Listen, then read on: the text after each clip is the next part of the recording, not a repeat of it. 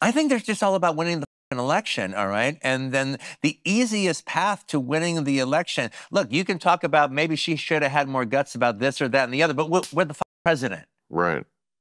And Trump's not the president, and we're the president, and now it's going to be about this. But this is about winning.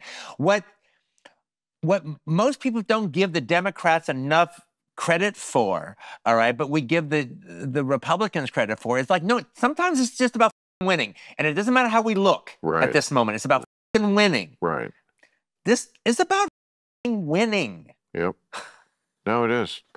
It's a mad dash, and she is running, and she's not stopping to stumble. And you know what? And there's nothing wrong with stopping this. I'm going to vote for her anyway, no matter what she says in a stupid interview. Exactly. So don't up. You're right. I couldn't be more on that page.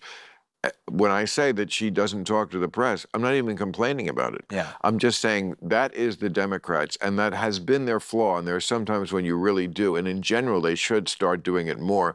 Talking to people who are not already on their side, they come across as scared.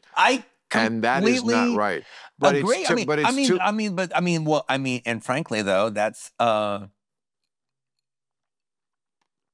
But you know, there's not a world where Pete Buttigieg should be coming across as like this magnificent, wonderful thinker.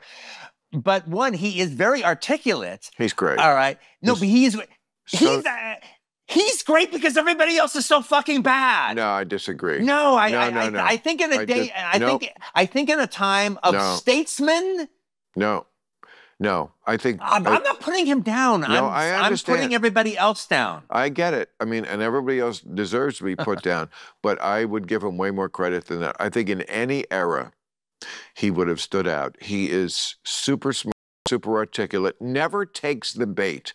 That's the Obama playbook. Never takes the bait, which you have to do. They're all, excuse me, wait. No, you're 100%, I agree. They're all trolls out there.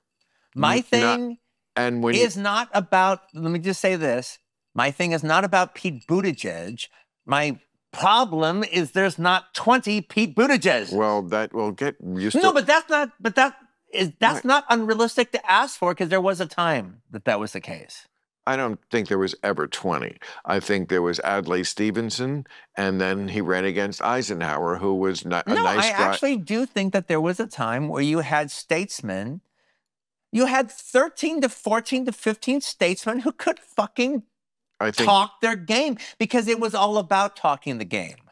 Yeah, I think... Am I wrong about that? I think you're romanticizing the past a little, yes. I mean, there was Lincoln, whose letter I quoted. We see how eloquent he was. And people used to be, because they actually had schooling where they taught kids things. That doesn't happen anymore. So people were generally more literary, and they could speak. But you're going to just throw that away? That's like throwing away talent from talking about an actor. I really think the number of people who go into politics who are qualified is so tiny it would scare you. People like Buttigieg is one of them. Obama was one of them. Hillary Clinton, Bill Clinton.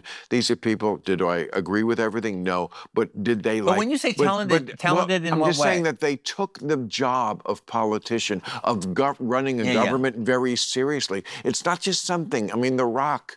I love him, but he thinks he can be president because you have to actually learn things about how government works. It's a job just like any other. Maybe it's more complicated. You can't walk into the Oval Office and on day one be like, what's TPP? Oh, well, that's a giant treaty we've been negotiating for 10 years. You have to know these things going in. Well, I mean, look, there is this weird aspect that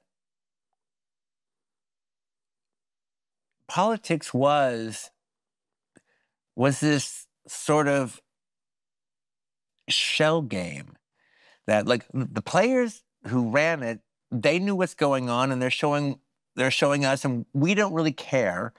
So as long as you seem to know what's going on, we'll pretend like we care about what's going on. And this all works, and we all more or less kind of, as a public, decide, well, they have more information than we do, and then they ultimately know what's best. That's why we're voting for them. That's why we pay them. Then when George W. Bush becomes president, for the first time, I knew somebody dumber than me was president. And the whole fucking thing fell apart.